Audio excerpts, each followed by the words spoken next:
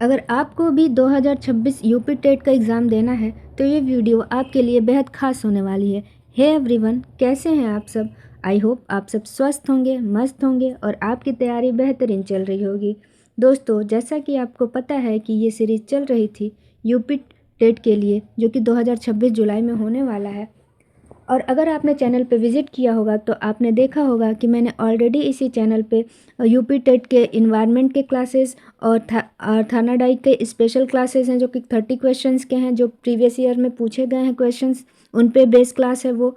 और 30 क्वेश्चंस हिंदी के हैं, जो कि मैंने एक टॉपिक उठाया समाज का, उसके क्वेश्चन है। अगर आपने वो क्लास नहीं देखी होगी तो मैं चैट बॉक्स में पिन कर दूँगी, आप उसे भी जाकर देख लीजिएगा। चलिए शुरू करते हैं बिना समय गवाए आज का ये सेशन। क्वेश्चन नंबर 1 है, choose the correct synonym of rapid. बताइएगा कि रैपिड का करेक्ट सिनोनिम क्या होगा। सिनोनिम मतलब होता है पर्यायवाची। तो बताइएगा रैपिड मतलब क्या होता है? तेज। तो स्लो तो नहीं होगा, वीक भी नहीं होगा, काम भी नहीं होगा। फास्ट इसका एप्रोप्रिएट सिनोनिम हो जाएगा फास्ट, रैपिड का फास्ट। नेक्स्ट देखिए question number 2, choose the correct antonym of expand. तो एंटोनिम यानी कि आपको इसका विलोम बताना है। एक्सपेंड का मतलब होता है विस्तार या फैलाव। तो इंक्रीज, स्प्रेड, कॉन्ट्रैक्ट या ग्रो। तो एक्सपेंड का मतलब इस इंक्रीज ही होगा कहीं ना कहीं। कॉन्ट्रैक्ट इसका सही आंसर हो जाएगा। स्प्रेड भी नहीं होगा और ग्रो भी नहीं होगा, तो सही आंसर इसका कॉन्ट्रैक्ट हो जाएगा। एक्सपेंड मतलब होता है फैलाव और कॉन्ट्रैक्ट मतलब होता है संकुचन करना यानी कि सिकोड़ना। क्वेश्चन नंबर 3 देखते हैं, fill in the blanks. She is afraid dogs. तो आपको यहाँ पे अप्रोप्रिएट प्रीपोजिशन भरना है कि क्या होगा, फ्रॉम, विथ, ऑफ या एट। तो जहाँ भी अफ्रेड आता है वहाँ पे फिक्स प्रीपोजिशन है ऑफ, तो यहाँ पे लगाएंगे हम of. She is afraid of dogs. Next देखिए क्वेश्चन नंबर 4 क्या कहता है, identify the correctly punctuated sentences. आपको बताना है कि किस सेंटेंस में पंचुएशन मार्क करेक्ट लगा हुआ है। बताइएगा। ऑप्शन नंबर ए है, व्हाट इज़ योर नेम। देखिएगा इस पे, ये एक क्वेश्चन मार्क का क्वेश्चन है, क्वेश्चन मार्क का सेंटेंस है, लेकिन यहाँ पे फुल स्टॉप लगा है, तो ये तो बिल्कुल भी नहीं होगा। व्हाट इज़ योर नेम, हाँ ये सही है। व्हाट इज़ योर नेम तो बिल्कुल नहीं होगा, क्योंकि यहाँ पे मार्क ऑफ एक्सप्लेनेशन लगा है, और मार्क ऑफ एक्सप्लेनेशन तब लगेगा जब ऐसा कुछ आश्चर्य या कुछ खुशी वाली चीज़ें दिखाई देंगी। कुछ विस्मयादि बोधक चिन्ह तभी लगता है जब आपको आश्चर्य, खुशी, ऐसी चीज़ें आपके सेंटेंस में होते हुए नज़र आती हैं। नेक्स्ट देखिए, व्हाट और उसके बाद कॉमा लगा है, जो कि बिल्कुल गलत है, तो इसका correct answer option number B हो जाएगा, व्हाट इज़ योर नेम। बिल्कुल करेक्ट पंचुएशन मार्क लगा है इस क्वेश्चन में। क्वेश्चन नंबर 5 देखते हैं, choose the correct passive voice. बताइएगा। They completed the work. तो इसका पैसिव वॉइस क्या होगा, the work is completed by them, the work was completed by them, the work has completed, the work completed by them. तो passive voice बनाना है, तो इसका करेक्ट आंसर जो हो जाएगा वो हो जाएगा option number B, the work was completed by them. क्योंकि ये भी देख रहे हैं, आप देख सकते हैं ये प्रेजेंट इन पास्ट इंडिफिनिट में है, तो जब भी इसका पैसिव वॉइस बनेगा तो यहाँ पे वॉज लगाएंगे। नेक्स्ट देखिए क्वेश्चन नंबर 6 है, choose the correct plural form of mouse. यानी कि माउस का प्लूरल फॉर्म आपको बताना है, बहुवचन। माउसेस बिल्कुल गलत है, ये वर्ड ही नहीं होता माउसेस। माइस, माउस या मिस। तो इसका जो करेक्ट आंसर हो जाएगा वो हो जाएगा माइस। माइस का प्लूरल फॉर्म माइस होता है। नेक्स्ट देखिए क्वेश्चन नंबर 7 क्या कहता है, फिल इन द ब्लैंक्स। चलिए भरते हैं। He has been ill dash Monday. तो यहाँ पे अप्रोप्रिएट जो प्रीपोजिशन होगी वो क्या होगी, सिंस, फॉर, फ्रॉम या बाय। तो मंडे से बीमार है, तो यहाँ पे मंडे आपको डे क्या है, फिक्स है, और जहाँ पे भी डे, डेट, टाइम फिक्स होता है वहाँ पे हम सिंस का यूज करते हैं, तो यहाँ पे करेक्ट आंसर हो जाएगा सिंस। नेक्स्ट देखिए क्वेश्चन नंबर 8 क्या कहता है, चूज द करेक्ट आर्टिकल। बताइएगा। She bought dash umbrella, a, an, the या नो आर्टिकल। तो आपको पता है कि अम्ब्रेला से पहले एन लगता है, क्योंकि जब हम अम्ब्रेला को प्रोनाउंस करते हैं तो उसका प्रोनाउंसिएशन स्टार्ट होता है अ से, तो इसलिए यहाँ पे एन यूज करेंगे। नेक्स्ट देखिए, आइडेंटिफाई द एडजेक्टिव। आपको बताना है कि दिए हुए सेंटेंस में, जो सेंटेंस यहाँ पे आपको दिया हुआ है, शी वोर अ ब्यूटीफुल ड्रेस, इसमें एडजेक्टिव क्या है। तो शी तो प्रोनाउन है, वर्थ आपका एक वर्ब है, ब्यूटीफुल एडजेक्टिव है, और आप देख सकते हैं कि यहाँ पे ऑप्शन नंबर बी है ड्रेस, ये नहीं होगा, ब्यूटीफुल हो जाएगा इसका करेक्ट आंसर, यानी कि ब्यूटीफुल यहाँ पे अब एडजेक्टिव हो जाएगा। नेक्स्ट देखिए क्वेश्चन नंबर 10 क्या कहता है, choose the correct spelling. Environment की स्पेलिंग क्या होती है दोस्तों? जब भी स्पेलिंग एरर के क्वेश्चन आए तो आप सारे ऑप्शन छोड़ के खुद से स्पेलिंग लिखिए। जब आप खुद से स्पेलिंग लिखते हैं तो आप हमेशा से सही लिखते हैं, तो अपनी खुद की स्पेलिंग लिखिए। मैं भी यही काम करती हूँ, मैंने जितने भी एग्ज़ाम दिए हैं और जब भी स्पेलिंग एरर के वर्ड्स मुझे मिलते हैं तो मैं उस क्वेश्चन को लिखने के लिए यही काम करती हूँ। तो चलिए लिखते हैं एनवायरनमेंट की स्पेलिंग क्या होती है। ENVIRONMENT।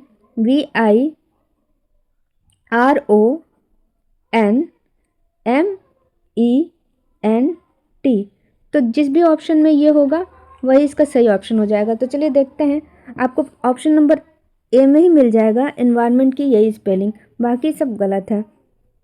नेक्स्ट देखिए question number 11, choose the correct indirect speech. आपको इनडायरेक्ट स्पीच बताना है। He said I will come. चलिए चेंज करते हैं इसको इनडायरेक्ट स्पीच में।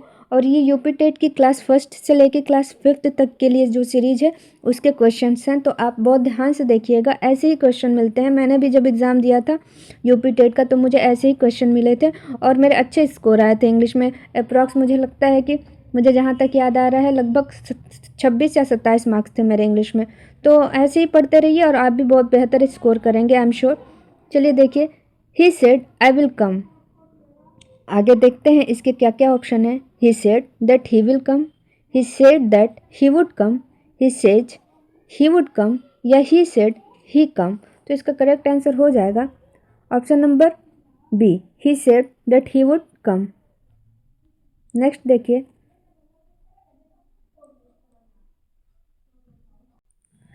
फिल इन द ब्लैंक्स है। Neither Ram nor Shyam present. Appropriate यहाँ पे आपको वरना है वर्ब, तो आर, वर, इज या हैव। तो नाइदर राम नॉर श्याम, सिर्फ एक के बारे में बात की जा रही है, या तो ना राम या तो श्याम। तो इसके लिए जो एप्रोप्रिएट वर्ब हो जाएगा वो हो जाएगा इज हो जाएगा, ये करेक्ट ऑप्शन हो जाएगा is. Neither Ram nor Shyam is present. आगे देखिए क्वेश्चन नंबर 13 क्या कहता है, choose the correct opposite of जेनेरियस।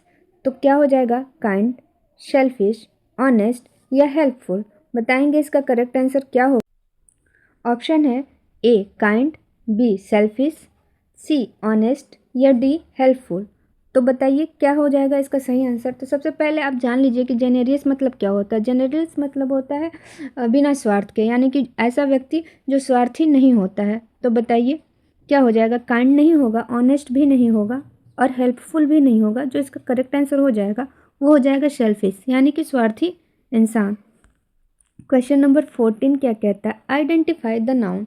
आपको नाउन बताना है गिवन सेंटेंस में। The boy run fast, boy runs fast. बताइएगा कि क्या क्या हो जाएगा इसका नाउन क्या होगा। द बॉय रन फास्ट, तो इसका जो करेक्ट आंसर हो जाएगा वो हो जाएगा बॉय। यहाँ पे बॉय जो है वो नाउन है, रन आपकी क्रिया है।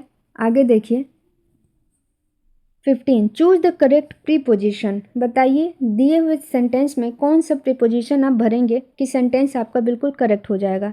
The book is dash the table, in, on, at या बाय। तो इसका करेक्ट आंसर हो जाएगा वो हो जाएगा on the table. The book is on the table. Question number 16 देखिए, चूज द करेक्ट टेंस। आपको टेंस बताना है कि क्या यहाँ पे सही होगा, क्या भरेंगे। सी टू स्कूल एवरी डे, तो क्या हो जाएगा। ऑप्शन है गो, गोज, गोन या गोइंग। तो बताएंगे गो, गोज, गॉन या गोइंग में से कौन सा सही हो जाएगा। तो इसका ऑप्शन हो जाएगा option number B, she goes to school. आगे देखिए, choose the correct question tag. Question tag के भी क्वेश्चन जरूर से आपको अपने एग्जाम में मिलते हैं, तो आप इसको पढ़ लीजिएगा। एक छोटा सा ही टॉपिक है, बहुत बड़ा टॉपिक नहीं है, और इसमें से आपको एक या दो क्वेश्चन आपके एग्जाम में देखने को मिलेंगे ही मिलेंगे। देखिए सेंटेंस दिया है यू आर कमिंग, आप आ रहे हो। तो इसका जो क्वेश्चन वर्ड बनेगा वो क्या बनेगा, aren't you, are you, do you या डोंट यू। तो इसका करेक्ट आंसर हो जाएगा आरंट यू, यानी कि पहला ऑप्शन बिल्कुल सही हो जाएगा। क्वेश्चन नंबर 18 देखते हैं। Identify the conjunction. आइडेंटिफाई कीजिए। चलिए। I waited but he didn't कम। वह नहीं आया, मैंने इंतज़ार किया लेकिन वह नहीं आया। तो इसमें कंजक्शन क्या है? कौन सा ऐसा वर्ड इसमें आपको दिख रहा है जो दोनों सेंटेंस को जोड़ रहा है? तो वेटेड, बट, ही या कम। तो यहाँ पे करेक्ट कंजंक्शन जो हो जाएगा वो हो जाएगा बट। ये दोनों सेंटेंस को जोड़ रहा, इसलिए यहाँ पे ये कंजक्शन सही हो जाएगा बट। क्वेश्चन नंबर 19 देखिए। Choose the correct meaning of idiom. बताएंगे। Once in a blue moon. Once in a blue moon की मीनिंग क्या होती है? बताइए। अब वेरी ऑफन, रेयरली, डेली या नेवर। तो दोस्तों once in a blue moon in the sense कि एक ऐसा काम जो कभी कभी होता हो, मतलब दुर्लभ अवस्था में हो या दुर्लभ तरीके से हो। तो वेरी ऑफन नहीं होगा। वेरी ऑफन मतलब होता है कि अक्सर। डेली तो बिल्कुल भी नहीं होगा। नेवर कभी नहीं तो बिल्कुल भी नहीं। तो ये रेयरली हो जाएगा, कभी कभी या दुर्लभ अवस्था में। याद रखिएगा, once in a blue moon means rarely. Question number 20, filling the blanks. चलिए भरते हैं। पूछ रहा है question, he is taller his brother. तो ये डिग्री का क्वेश्चन है। आप डिग्री भी ज़रूर से पढ़ लीजिएगा। अगर आपको पढ़ना होगा तो आप कमेंट बॉक्स में मैसेज करिएगा मुझे, तो फिर मैं लेके आऊँगी आप लोगों के लिए डिग्री क्लास।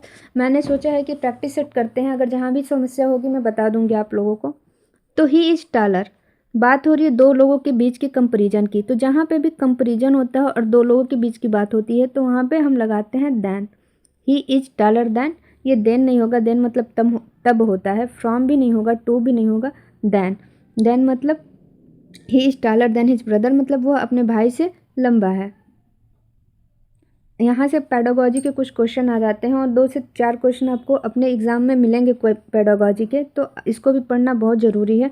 और अगर आपको पेडागोजी, इंग्लिश की पेडागोजी डिटेल में पढ़नी है तो इसी चैनल पे मैंने इंग्लिश की पेडागोजी के 50 क्वेश्चन अपलोड किए हैं। अगर आपने वो क्लास नहीं देखी होगी तो आप वो भी देख सकते हैं, आपको बहुत हेल्पफुल होगा। वो जाके देख लीजिए, काफ़ी बेनिफिशियल होगा आपके एग्ज़ाम के लिए। आगे देखते हैं। क्वेश्चन नंबर 21 क्या कहता है? The main M of teaching English at primary level is. बताइएगा कि प्राइमरी लेवल में टीचिंग, इंग्लिश टीचिंग का क्या एम है, मतलब क्या उद्देश्य है? क्यों हम प्राइमरी लेवल में बच्चों को इंग्लिश पढ़ाते हैं? Grammar mastery? अरे ग्रामर मास्टरी तो कराना नहीं है प्राइमरी लेवल में। कम्युनिकेशन स्किल, ट्रांसलेशन या मेमोराइजेशन? मेमोराइजेशन पहले हटा दीजिए। ट्रांसलेट नहीं कर पाएगा बच्चा अभी प्राइमरी लेवल में, तो कम्युनिकेशन स्किल यानी कि संप्रेषणात्मक कौशल को डेवलप्ड करने के लिए हम बच्चों को प्राइमरी स्तर पर इंग्लिश पढ़ाना सोचते हैं या शुरू कर देते हैं। क्वेश्चन नंबर 22 है, which method focus on speaking English. अगर बच्चे को स्पीकिंग इंग्लिश यानी कि इस इंग्लिश में स्पीक करना, बोलना सिखाना है तो क्या आप यूज करोगे? ग्रामर ट्रांसलेशन मेथड, ग्रामर से तो बच्चा नहीं बोलेगा। डायरेक्ट मेथड, लेक्चर मेथड या एक्सप्लेनेशन मेथड? ये तो सब बेकार की चीज़ें हैं। इसका करेक्ट आंसर हो जाएगा direct method. Question number 23, LSRW stand for. बताइएगा LSRW किस लिए स्टैंड करता है? क्या सही आंसर हो जाएगा? तो आपको पता है कि LSRW जो होता है वो listening, speaking, writing and listening, speaking, reading and writing के लिए स्टैंड करता है। तो जहाँ पे भी ये ऑप्शन हो जाएगा उसको आप सही लगा लीजिएगा। लिसन, स्पीक, रीड और राइट, ये फर्स्ट ऑप्शन ही सही चला जाएगा। क्वेश्चन नंबर नेक्स्ट है, phoenix method help in teaching. अच्छा, बच्चों को फोनिक मेथड क्यों पढ़ाया जाता है? अभी तो छोटे बच्चों को बहुत नहीं पढ़ाते हैं फोनेटिक्स वगैरह, लेकिन फिर भी फोनिक्स क्यों यूज किया जाता है? वोकेबुलरी के लिए, ग्रामर के लिए, प्रोनाउंसिएशन के लिए या ऐसे राइटिंग के लिए? तो फोनिक्स का सीधे सीधे जो रिलेशन होता है वो प्रोनाउंसिएशन के लिए होता है। फोनेटिक्स में कोई भी वर्ड कैसे प्रोनाउंस किया जाता है उसको सिखाया जाता है। आवाज़ पे मत जाइएगा, तबीयत थोड़ी ठीक नहीं है और इसलिए थोड़ी सी समस्या हो रही है, अवॉइड कीजिएगा please. Remedial teaching is for, remedial teaching क्यों हम रेमेडियल टीचिंग करते हैं, यानी कि उपचारात्मक शिक्षण क्यों किया जाता है? किसके लिए किया जाता है बताइएगा? Gifted learner, weak learner, all learners या टीचर्स? तो टीचर्स के लिए कोई भी रेमेडियल टीचिंग नहीं होती है और सारे लर्नर के लिए भी नहीं होती, क्योंकि जब बच्चा जब बच्चे को रेमेडियल की ज़रूरत नहीं है तो हम उस बच्चे को क्यों रेमेडियल टीचिंग देंगे। जो बच्चे ऑलरेडी आपके क्लास में सारी जितनी भी क्लास की मानदंड है उसको पूरा करता है, तो हम उनको रेमेडियल टीचिंग नहीं देंगे और गिफ्टेड लर्नर को भी नहीं देंगे। हम रेमेडियल टीचिंग सिर्फ वीक लर्नर को देते हैं। हम पहले डायग्नोज करते हैं कि बच्चा कहाँ कमज़ोर है और उसके बाद उसको रेमेडियल टीचिंग देके उसको अपने कक्षा के स्तर के बच्चों के समरूप लाने का प्रयास करते हैं। क्वेश्चन नंबर 26 है, विच स्किल इज रिसेप्टिव। तो रिसेप्टिव स्किल मैंने आपको पहले बताया था, अगर आपने क्लासेस देखी होंगी तो, और नहीं देखी तो मैं एक बार फिर से बता देती हूँ कि रिसेप्टिव स्किल वो स्किल होती है जिसमें हम ग्रहण करते हैं, ग्रहणशील कौशल बोलते हैं इसको, जहाँ पे हम कुछ नहीं प्रोडक्ट कर रहे हैं, हमारा कोई भी प्रोडक्शन नहीं हो रहा है। तो आप देखिए ऑप्शन दिया है स्पीकिंग, राइटिंग, लिसनिंग या बोथ ए एंड बी। तो कहाँ पे आप ग्रहण कर रहे हैं। जब आप बोलते हो तो आप ग्रहण नहीं कर रहे हो, आप खुद प्रोडक्ट कर रहे हो। जब आप लिखते हो तो आप वहाँ पे भी आप क्या कर रहे हो, जब आप लिखते हो तो वो भी आप प्रोडक्ट कर रहे हो, वहाँ पे भी आपका प्रोडक्शन हो रहा है। आप अपने वर्ड, अपने विचार, अपने आइडियाज़ बोल रहे हो। तो लिखने में और बोलने में दोनों में तो रिसेप्टिव स्किल नहीं है, ये हो जाएगा लिसनिंग, सुनना। जब आप सुन रहे हैं तो आप सबसे कम एक्टिव हैं, वहाँ पे आप कोई काम नहीं कर रहे हैं। तो जो लिखना होता है और जो पढ़ना होता है, रीडिंग होता है, लिखने के अलावा रीडिंग। जब आप पढ़ते हैं कोई चीज़ तो आप उन चीज़ों को उसी तरह एज इट इज़ पढ़ते हैं, तो वहाँ पे भी आप कुछ भी प्रोडक्ट नहीं करते। तो लिसनिंग और रीडिंग ये रिसेप्टिव स्किल है और स्पीकिंग और राइटिंग ये प्रोडक्टिव स्किल है, याद रखिएगा। और मैं आपको एक बार फिर से बोल रही हूँ कि इसी चैनल पे मैंने इंग्लिश पेडागोजी के 50 क्वेश्चंस की एक सीरीज ऑलरेडी अपलोड की है, अगर आपने नहीं देखा है तो देख लीजिएगा। और मैं चैट बॉक्स में उसका लिंक प्रोवाइड कर दूँगी आपको। चलिए क्वेश्चन नंबर 27 देखते हैं। कंटिन्यूअस एंड कम्प्रिहेंसिव इवोल्यूशन यानी कि CCE फोकसेस ऑन, बताइएगा जो सतत और निरंतर मूल्यांकन है वो किस लिए है। Only final exam, overall development, only grammar या होमवर्क। तो बताएंगे इसका सही आंसर क्या हो जाएगा। आपको पता है कि जो सतत और निरंतर मूल्यांकन है यानी कि CCE है वो ओवरऑल डेवलपमेंट पे फोकस करती है। इसका करेक्ट आंसर बी हो जाएगा। इसमें बच्चे के समग्र भाव का मूल्यांकन किया जाता है, बच्चे की पर्सनालिटी का, उसके मोटर स्किल का, उसके अंदर और भी जो भी कौशल है। सिर्फ लिखित मूल्यांकन को बेस बना के किसी बच्चे का मूल्यांकन नहीं किया जा सकता है।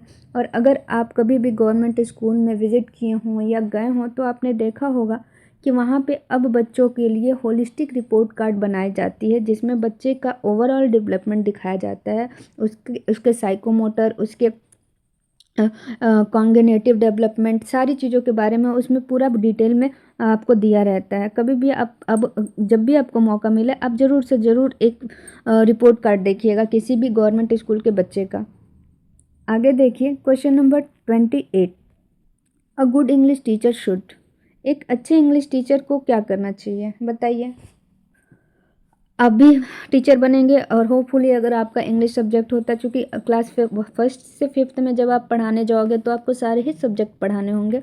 तो ऐसा नहीं है कि सिर्फ आप इंग्लिश ही पढ़ाओगे, लेकिन फिर भी अगर आप इंग्लिश पढ़ाते हो तो आपके अंदर एक अच्छे टीचर की क्या क्वालिटी होनी चाहिए इंग्लिश टीचर की, अब बताइए।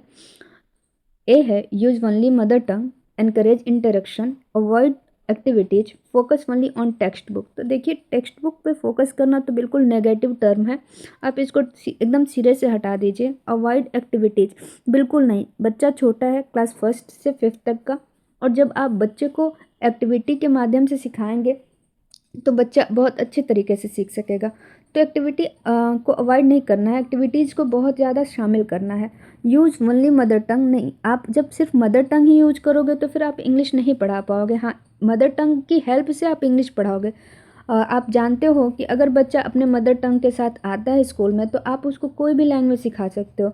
अगर उस बच्चे को इंग्लिश सिखाना है तो आप उसके मदर टंग का प्रयोग करके, या अगर बच्चा हिंदी जानता है, आपका रीजनल लैंग्वेज हिंदी है या स्कूल का लैंग्वेज हिंदी है, तो हिंदी का प्रयोग करके आप इंग्लिश सिखा सकते हो। लेकिन अगर एक बच्चा जो आपके स्कूल में आता है तो आप उसको इंग्लिश सिखाने के लिए इंग्लिश का प्रयोग नहीं कर सकते हैं। इंग्लिश सिखाने के लिए भी आप दूसरे लैंग्वेज का ही प्रयोग करेंगे जो बच्चा ऑलरेडी जानता है, जिससे अवेयर है, फेमिलियर है।